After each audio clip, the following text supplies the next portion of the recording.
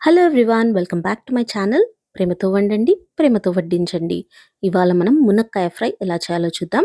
చాలా చాలా బాగుంటుంది. చాలా ఈజీగా, సింపుల్గా ఈ రెసిపీని ప్రిపేర్ చేసేసుకోవచ్చు. తప్పకుండా ట్రై చేసి చూడండి.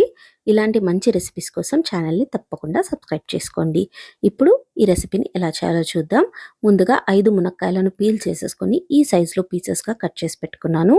ఇప్పుడు ఇందులో 1 గ్లాస్ వాటర్ని వేసుకోవాలి. ఇప్పుడు ఇందులో పావు టీ స్పూన్ ఉప్పును వేసుకోవాలి. ఉప్పు మరీ ఎక్కువగా వేయకండి, పావు టీ స్పూన్ వేస్తే సరిపోతుంది. ఇప్పుడు దీనికి మూత పెట్టేసుకొని హై ఫ్లేమ్లో పెట్టుకొని ఒక 5 to 10 మినిట్స్ ఉడికించుకోవాలి. మునక్కాయలు బాగా ఉడికేంత వరకు ఉడికించుకోవాలి. చూసారా, మునక్కాయలు ఉడికిపోయాయి. ఇప్పుడు స్టవ్ ఆఫ్ చేసేసి వీటిని ఒక బౌల్లో తీసేసుకొని పక్కన పెట్టేసుకోండి. ఇప్పుడు ఒక మిక్సీ జార్ తీసుకొని 2 టీ స్పూన్ల పుట్నాలు, 1 టీ స్పూన్ ధనియాలు, కొన్ని ఎండుమిరపకాయలను వేసుకోవాలి. నేను 8 వేస్తున్నాను. మీకు ఎంతైతే కారం కావాలో దాన్ని బట్టి వేసుకోండి.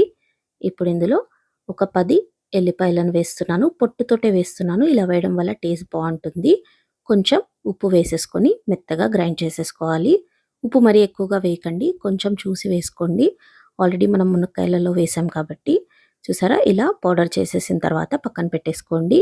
ఇప్పుడు ఒక స్టవ్ పైన కడాయి పెట్టేసుకొని 1 టేబుల్ స్పూన్ ఆయిల్ని వేసుకోవాలి. ఆయిల్ వేడయ్యాక పావు టీ స్పూన్ ఆవాలు, పావు టీ స్పూన్ జీలకర్ర, 1 టీ స్పూన్ శనగపప్పు వేసేసుకొని లైట్గా బ్రౌన్ అయ్యేంత వరకు ఫ్రై చేసుకోవాలి.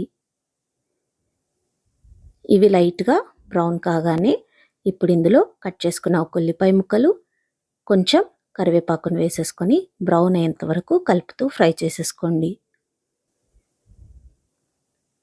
చూసారా, ఆనియన్స్ బ్రౌన్ అయిపోయాయి. ఇలా బ్రౌన్ అయిపోయిన తర్వాత 1/2 టీ స్పూన్ పసుపును వేసేసుకొని బాగా కలిపేసుకోవాలి. చాలా సింపుల్ అండ్ ఈజీగా ఈ రెసిపీని చేసేసుకోవచ్చు. టేస్ట్ కూడా చాలా చాలా బాగుంటుంది. తప్పకుండా ట్రై చేయండి. ఇప్పుడు ఇందులో ఉడకబెట్టిన మునక్కాయలను వేసేసుకొని వీటిని కలుపుతూ 3 నుంచి 4 నిమిషాలు ఫ్రై చేసుకోవాలి. హై ఫ్లేమ్లోనే మునక్కాయలను బాగా ఫ్రై చేసుకోండి. దీంట్లోని పచ్చివాసన అనేది వెళ్ళిపోవాలి. అందుకే వీటిని కొంచెం సేపు ఇలా ఆయిల్లో ఫ్రై చేసేసుకోవాలి.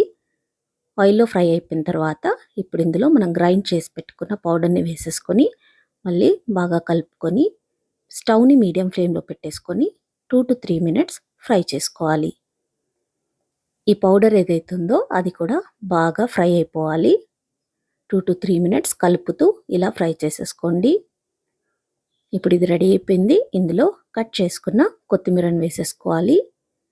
ఇప్పుడు దీన్ని మళ్ళీ కలుపుకొని ఒక 1 మినిట్ ఫ్రై చేసేసుకొని స్టవ్ ఆఫ్ చేసేసి సర్వ్ చేసుకోవాలి. టేస్టీ టేస్టీ మునక్కాయ ఫ్రై సర్వ్ చేసుకోవడానికి రెడీ అయిపోయింది. ఇప్పుడు మీరు దీన్ని రోటీలోకి కానీ రైస్లోకి కానీ తీసుకోండి. చాలా చాలా బాగుంటుంది. తప్పకుండా ట్రై చేయండి. ప్రేమతో వండండి, ప్రేమతో వడ్డించండి. మీకు ఈ రెసిపీ నచ్చినట్లయితే లైక్ చేయండి, షేర్ చేయండి, కమెంట్ చేయండి. ఇంకా తప్పకుండా సబ్స్క్రైబ్ చేయండి. Thank you.